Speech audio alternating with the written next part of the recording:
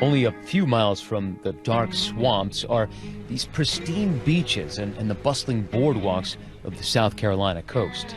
Myrtle Beach is about 75 miles of beach, white sandy beaches, very coastal, low-lying areas, a lot of swamps and rivers and the intercoastal waterway connected.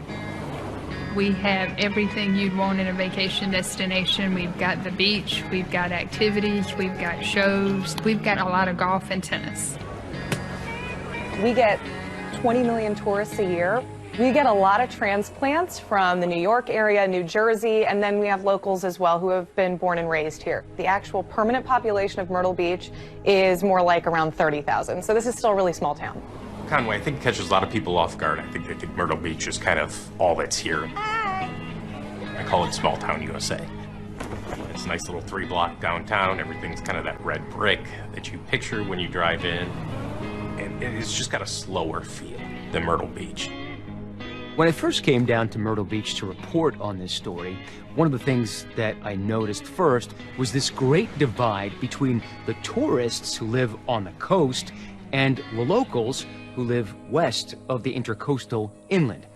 And it was there that in December of 2013, a young woman, just 20 years old, Heather Elvis, disappears. When people talk about Heather, they smile because she was so full of personality. She lit up a room when she walked in. She was precious. She had a wonderful life. She had a beautiful life. She lived it the way she wanted. She made her choices the way she wanted. We've always been a tight-knit family. Everybody does for everybody else. I would describe Heather as outgoing, free spirit, you know, loving life. She always wanted to live life to the fullest. She loved to make up. She wanted to be in front of the camera and behind the camera and design everything that she wore in front of the camera. She didn't understand boundaries when it came to dreaming.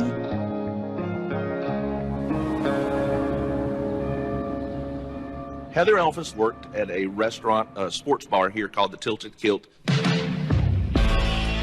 Tilted Kilt is an Irish-Scottish version of Hooters. So the girls wear kilts. It's like a sports bar, so they have TVs everywhere. They have a whole bunch of different beers on tap. Heather was a hostess at Tilted Kilt where I was a manager. She was friendly to everybody. She's always smiling. She had a contagious laugh that I would love to hear again.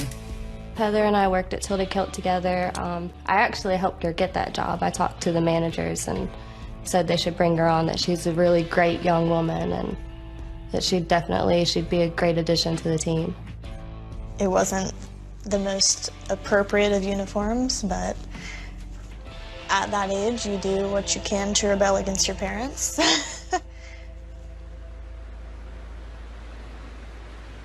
Heather really didn't give a crap what anybody thought about her. Huh. She was a very free spirit, and she expressed herself how she wanted to, and she might have come off abrasive to some people, but she was very real.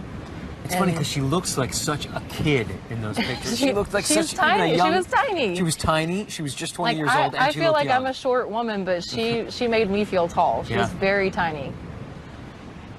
And yet, there was a big personality. Very big personality. When you're young in Myrtle Beach, you don't think that bad things are going to happen. It came out of the blue. No one expected this to happen. But at about 4 a.m. on December 18th, that early morning, an Horry County police officer was on a routine patrol when he noticed that empty car in the parking lot. He got out because it was suspicious that there's a car there this time of night. There's no lights, there's nobody around. He gets out, he checks the vehicle. There doesn't appear to be anything out of the normal, so he then gets back and continues patrolling. The next day, someone reported that car as a suspicious vehicle because of the length of time it had been sitting at Peachtree Boat Landing. At that time, Officer Canterbury goes down and sees the car, runs the tag. When he runs the tag, he finds it belonged to Terry Elvis. I think I was sitting in the living room and had a knock at the door.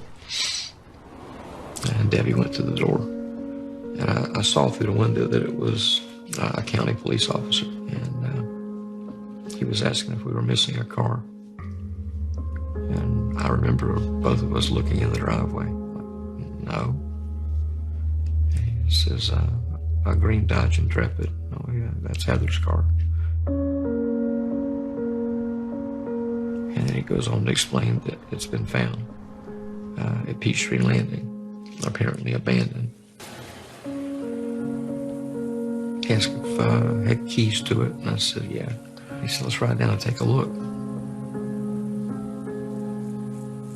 By the time we got there, it was dark.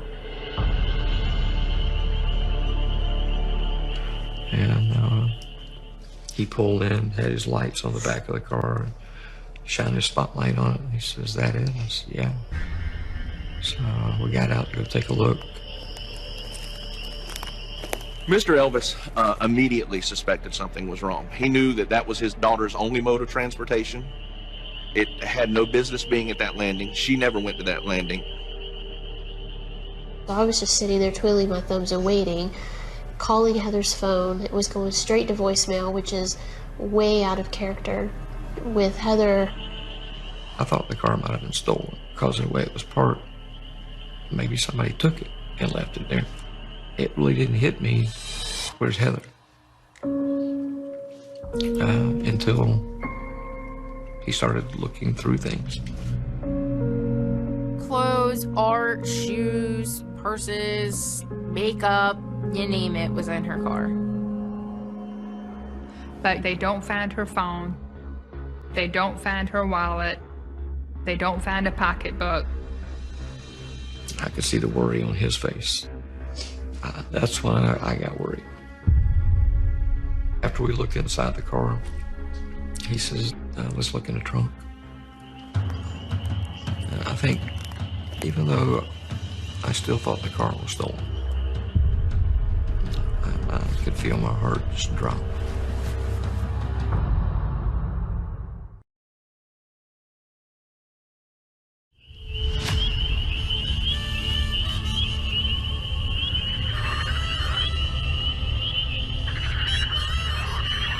Lows tonight near 40 inland, will be in the mid-40s right along the immediate coast.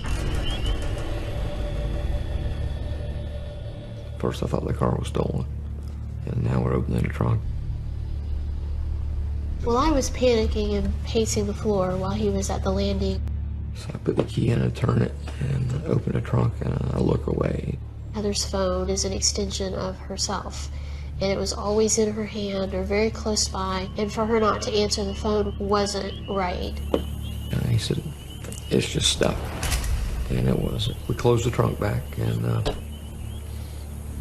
he looks around the perimeter of the landing. He walks around the edge, just looking into the woods and along the edge to see if there's anything out of place. And everything looked normal. When they got back to Mr. Elvis's house, he knew how to access the phone records for the family. While Heather lived on her own, she was still very dependent on her father. She was on his phone plan still. She still drove his vehicle, so he had access to these things. He was able to produce those records for Officer Canterbury. My panic had really set in because it's totally out of the ordinary. You know, Heather's never done anything like this before. Something's wrong, but what's wrong? That's when police began piecing together the last known movements of Heather on the night she disappeared. So, December 17th, Heather went on a date with Steve Schiraldi.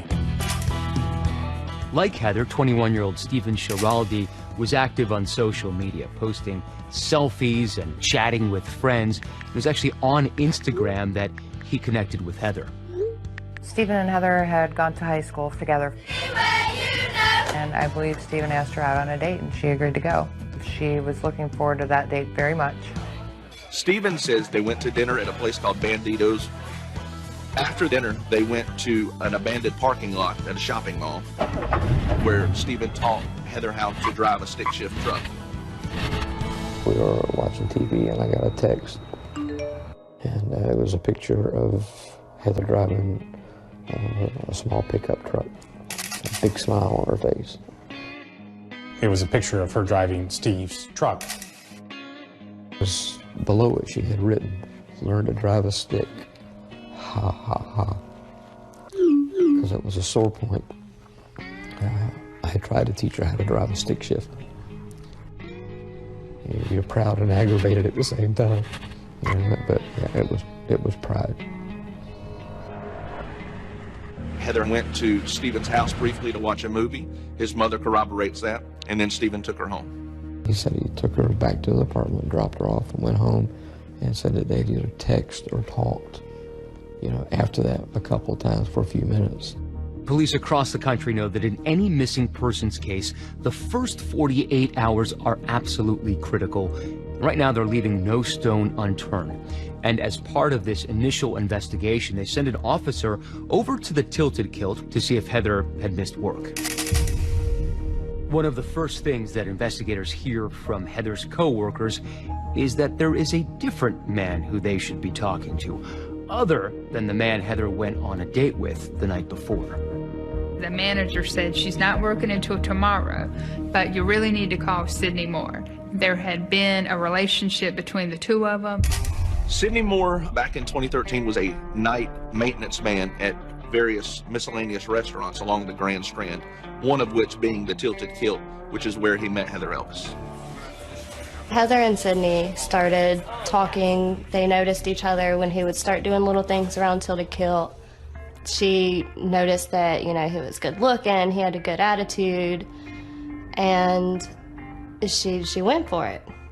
Now, he may have been good looking, but he was 37, which made him 17 years older than Heather Elvis. Sydney and Heather's relationship was certainly sexual in nature. I think that was a big driving force in that relationship. Sydney and Heather were having sex all the time, anywhere that they could. There were allegations that there was sex in the restaurant nearby during work hours, everything else. That did not make me happy whatsoever. So I did ask her about it. I confronted her about it. What was the actual nature of their relationship? I mean, most people would call it a sexual relationship, but from my opinion of talking to her, they were in love. How long was it before that everybody knew that they were an item? I want to say it was probably like the end of summer, early August maybe. Having known Heather since we were little, it was a little surprising, but Heather was always a risk taker. She was pretty rebellious. She was one of those people, when you told her no, it only wanted to make her do it more. She always wanted what made her happy. So I guess Sydney just made her happy when they were together. And like so many other people Heather's age, she shared her thoughts and her musings on social media, whether she was happy or sad, and she did so pretty frequently. I think for any 20-year-old, there's a strong social media presence and used it for everything, and that's their main form of communication. They're on Twitter, they're on Facebook, and there's not a great filter there. Heather did enjoy social media, and I think that was one place where she could express herself openly and wouldn't be judged for it. There's no telling what would come out of that girl's mouth. She posted a lot of off-the-wall things, at random times of the day. Sydney would sometimes come to bring her coffee and bagels, not to do a job, but literally just to bring her something. Yes. Did you find that charming? It was cute, even though we all thought that it was wrong on so many levels. I knew that she was talking to a boy named Sydney, that he was sweet and she was smitten. I had no idea he was married. I'm your nightmare while you're fast asleep. Heather received a phone call, and it was Tammy on the other end, and she said, "I know you're with my husband." And revenge has never felt so sweet.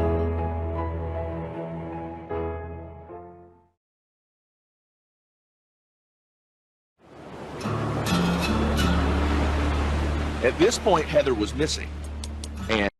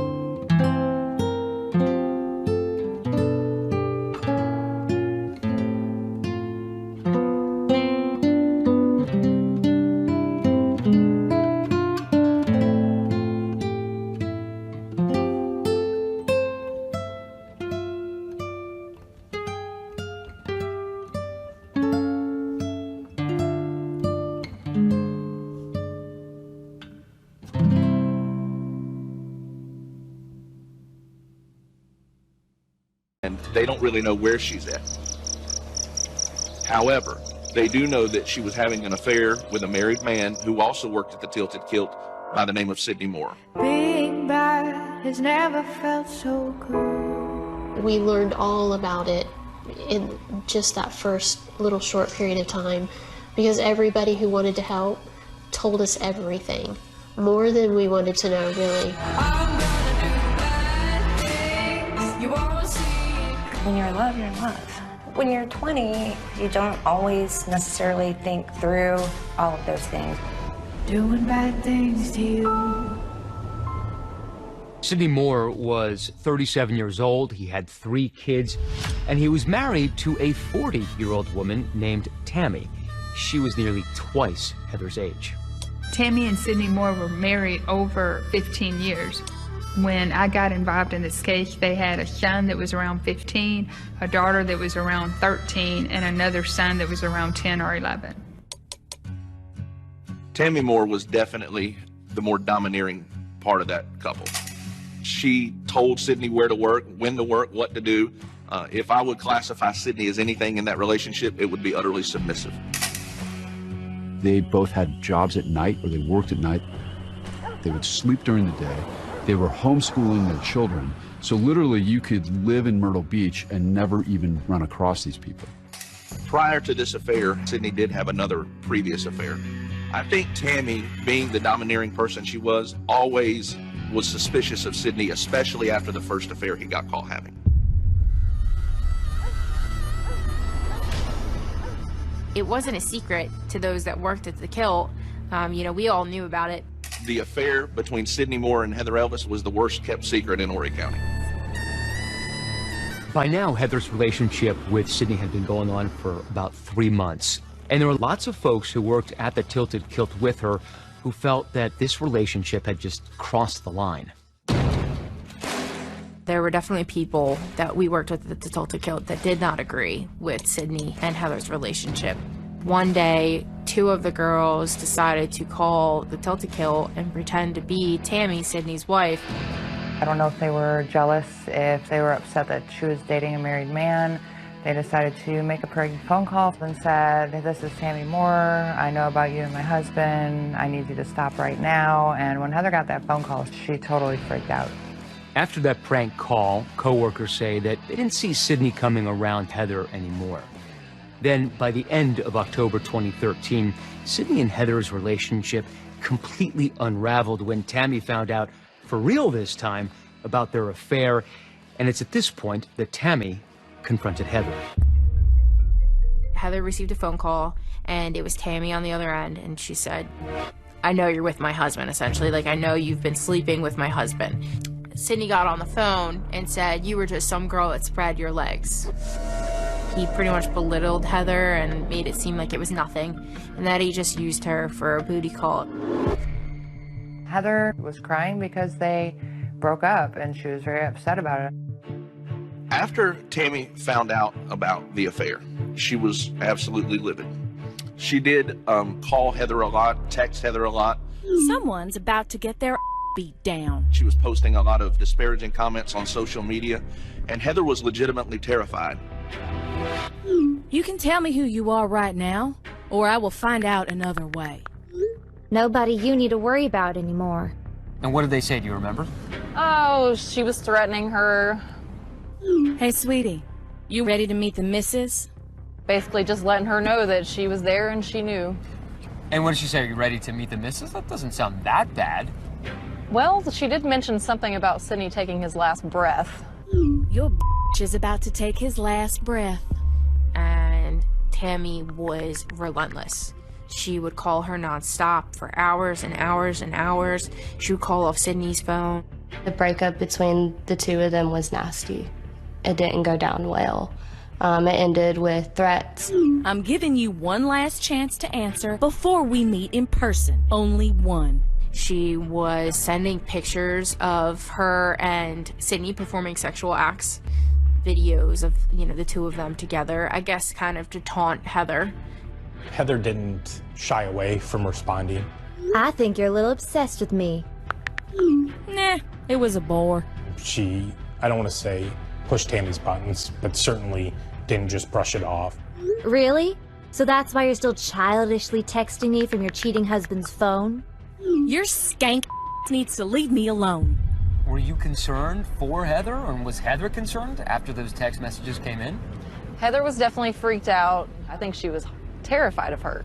I mean, her demeanor completely changed over the next few weeks. Like, she was very paranoid.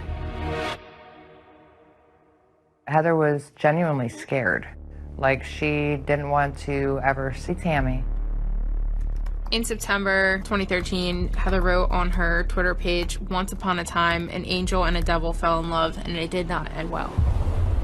She probably was referring to her and Sydney. Heather just kept saying, "Leave me alone. Leave me alone. I don't want anything to do with this." And the calls did stop. Finally, they did stop. Once Tammy finds out about this affair, the Moores take a road trip all the way out to California. But this is after purchasing a brand new black F-150. It was a 3-week trip, so it was a lot of time together. They drove all the way to California and drove back. According to the Moores, the purpose of the trip was to reconcile their marriage. Heather was heartbroken. It took a few weeks for Heather to kind of come back around, to become that bubbly type person. Heather started coming back to her normal self, always joking, always laughing, giggling, pulling pranks on people, the Heather that we've always known and loved before October. By the beginning of December, there was no communication between Heather and the Moores. Heather was really looking forward to her future after putting everything to rest with Sydney. By all accounts, Heather had moved on. She was dating again. In fact, on the night she disappeared, she was out on a date with someone new. But now, Heather was gone, and gone without a trace. And police went to the Tilted Kilt, and that's where they were tipped off about Heather's affair with Sydney Moore. So the police immediately go to Sydney's house. They talk with him in December 20th, early morning, I'd say 2 a.m. When's the last either last night or night before, I can't remember. What's your relationship with her? There is no relationship. There was a relationship. I broke it off. So he was trying to give the police this idea of, look, I'm over her, haven't reached out to her, I don't know where she is, I've had zero contact with her. At any point did you go down around the Peachtree Landing area? No. So there's nothing that's going to show up?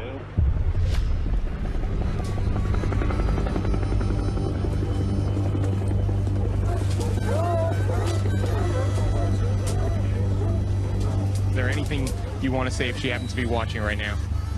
Heather, if you're watching this, if you can see it, if you can hear it, we miss you. But we want you home. Tell me where you're at. I'll come. Doesn't matter where. Doesn't matter when. Doesn't matter why. Just tell us where you're at.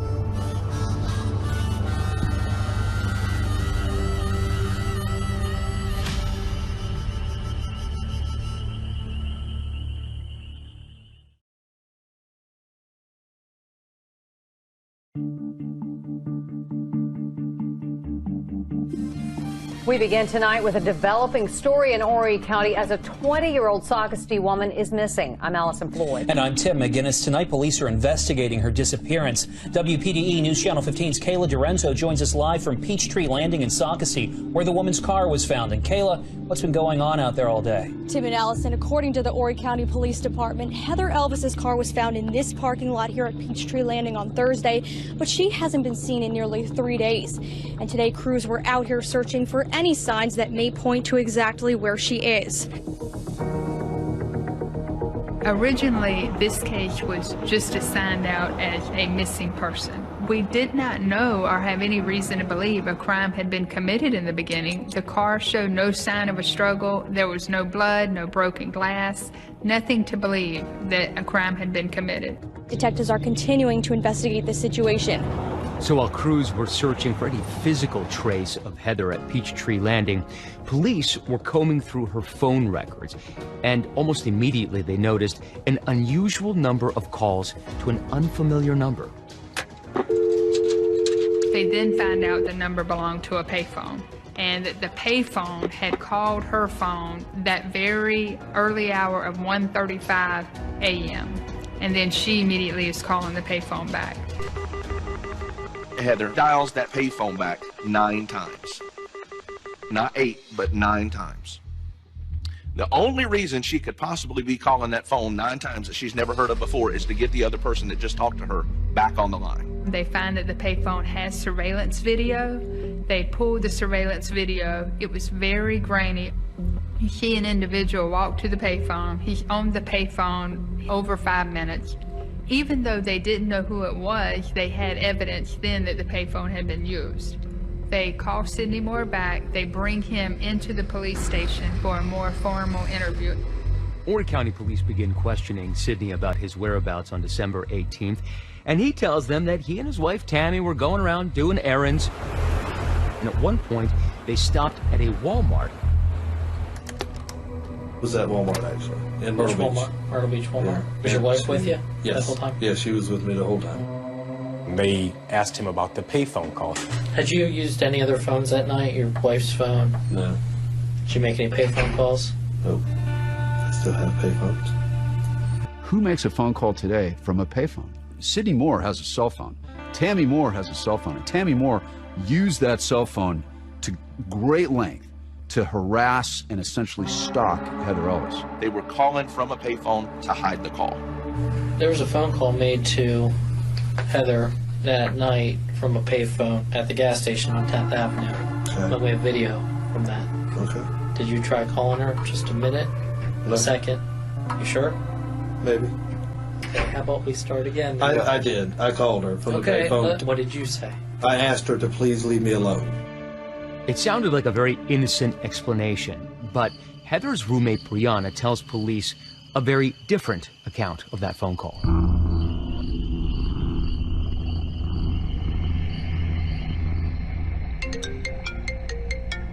At 1:44 in the morning, she called me. I was on winter break from college in Florida. She was hysterically crying, and she said, Sidney called me. My heart dropped because I was like, I thought we were past this. And I said, why'd you answer? And she said, because it wasn't his number. She told me that he said he left his wife and that he was sorry and that he wanted to see her and be with her. And I told her, don't do it. Why don't you go to sleep on this, and we'll talk about it first thing in the morning. When Heather and I hung up that night, by the end of the phone call, I was under the assumption that she wasn't going to meet Sidney. That's when everything starts moving in a very different direction. After interviewing Heather's roommate Brianna about that conversation that Sidney and Heather had on the payphone, police begin by reconstructing the movements of Tammy and Sidney that night. They begin by pulling security video from that Walmart in Myrtle Beach. Sidney spent approximately 9 minutes inside that Walmart, then got back in the truck where Tammy was waiting outside. After that, they drove directly to the payphone where you see Sidney make the call to Heather Elvis. Day 20 in the search for missing 20-year-old Heather Elvis. Dozens of cars and horse trailers line the heavily wooded area. While teams of volunteers continue to search for any trace of Heather, police are now squarely putting the focus of their investigation on Sydney and Tammy.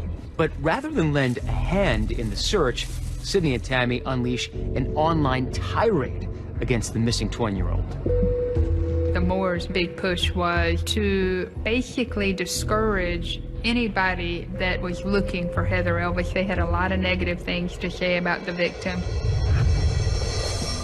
Tammy and Sydney Moore were vicious at times on social media. I mean, Tammy Moore put out a Facebook post shortly after she went missing, calling her a whore, saying these terrible things. We've all heard the term a woman scorned, right? And that's Tammy Moore was. But when you see these posts and you see the way she's behaving as an adult woman, a mother with 3 kids, the way she's hounding this 20-year-old kid, it's disturbing. It was a social media war, a campaign of pure terror. This case was the perfect storm for 2 families that were very outspoken, very motivated, and they weren't going to give up either side. Using Heather's phone records and her Gmail account, investigators began to piece together her movements. After that phone call from Sydney at 1:35 a.m., Heather ends up calling his cell phone several times between 3:17 a.m.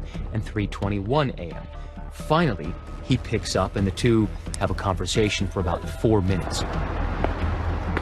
And it's at that point that Heather gets in her car and begins driving.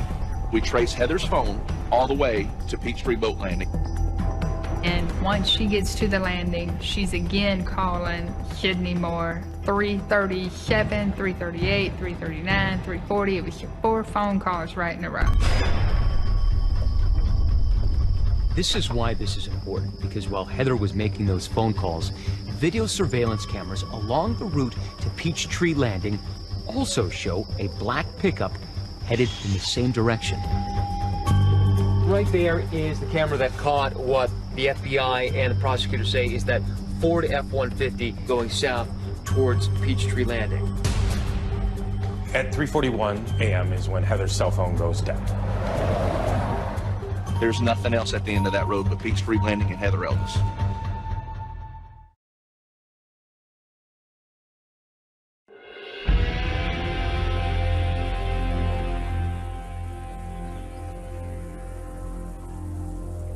I think anytime you have a missing person, the pressure on law enforcement is immense.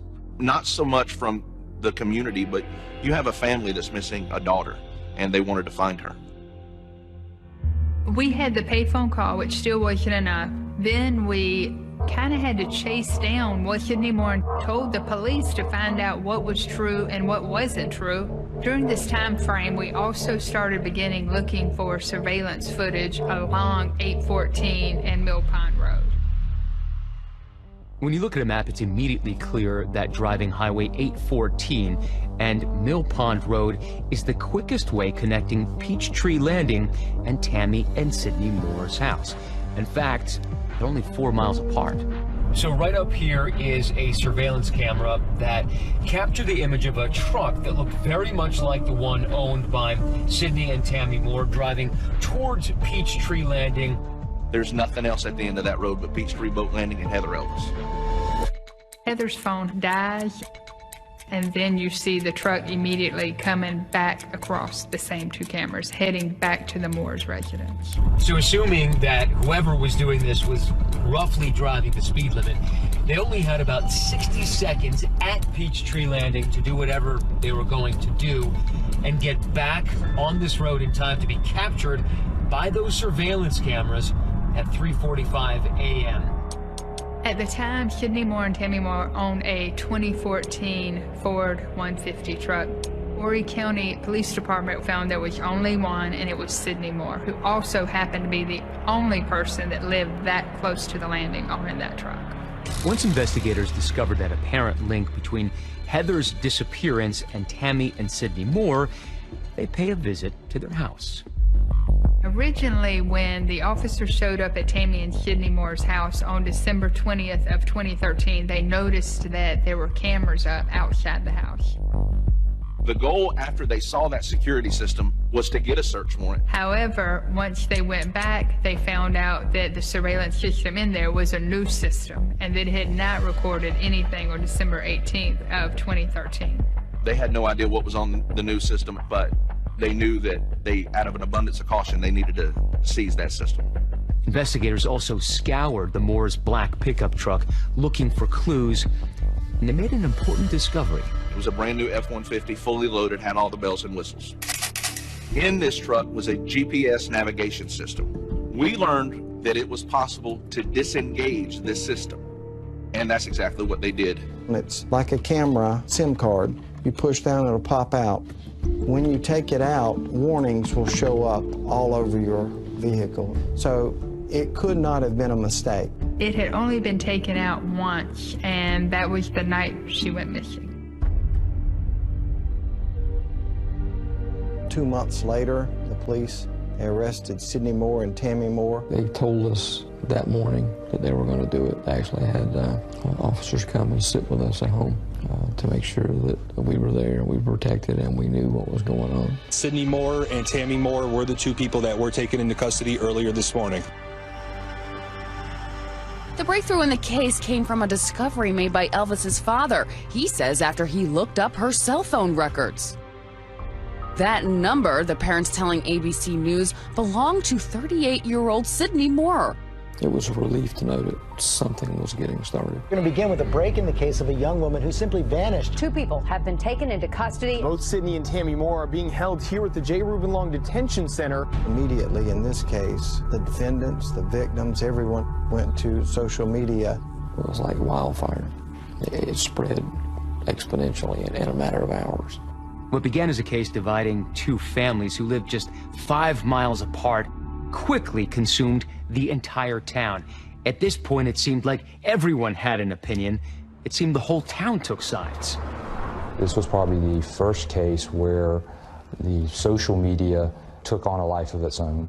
I don't think anybody had seen anything like this case. I've never experienced anything like it, where there were so many so-called facts that came from somewhere but did not come from a police investigation. The state asked for and the judge granted them a gag order. The order prohibits all parties, including defendants, prosecutors, and law enforcement agencies, from speaking to the media. And because of the severity of the alleged crime, Tammy and Sydney Moore were denied bail and sent to jail for almost 12 months. We then had another bond hearing in February of 2015. At that time, Judge Dennis decided to allow them to be out on an ankle monitor. It was just a very traumatic time, so we were in a fog. Prosecutors decided to try Sydney and Tammy separately. So Sydney goes on trial first in 2016 for the kidnapping of Heather Elvis. Now, prosecutors are not required to show motive when they try a case, but they do understand that motive often helps juries understand the background and what's really going on. And in this particular case, prosecutors were not going to disappoint that jury. In the weeks before Heather Elvis goes missing, she puts on noticeable weight. A fellow co-worker at the Tilted Kilt, which provides the uniforms to the employees, mentions that her bra size goes up. She went from an A-cup bra to a B-cup bra, then a B to a C. I mean, that's the kind of thing that typically happens when someone is pregnant. Yes, definitely. And remember that errand that Sydney ran at the Walmart the night Heather disappeared? He made 2 purchases, and he paid in cash. The motive was absolutely that Heather was pregnant. I think she was carrying his child, and she... I'm gonna do bad things, do it like... At 4 o'clock in the morning, Peteski Boat Landing is a dark, desolate place. There is no reason for a car to be there, abandoned in the middle of the night. We begin tonight with a developing story in Horry County as a 20-year-old Sockasty woman is missing. A 20-year-old woman in an affair with a 37-year-old man. She was smitten. I had no idea he was married. Heather wrote on her Twitter page, "Once upon a time, an angel and a devil fell in love, and it did not end well." His wife sent text after text. Just threats after threats. It wasn't pretty. After Tammy found out about this affair, they literally stalked Heather Elvis. They were chasing her.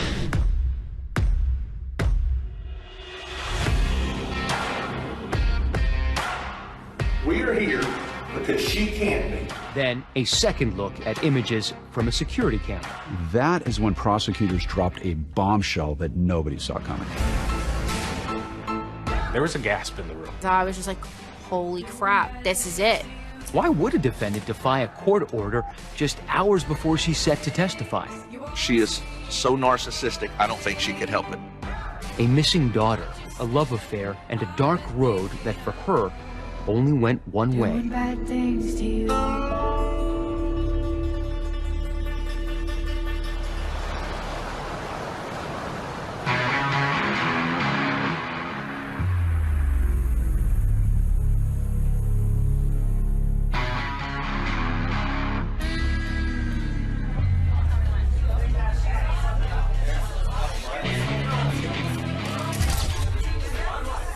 Everyone at the Tilt to Kill knew about Sydney and Heather's relationship. It wasn't a secret. At least to any of us, it wasn't. So in the weeks before Heather Elvis goes missing, she puts on noticeable weight. The uniform is a bra, a shrug, and a skirt.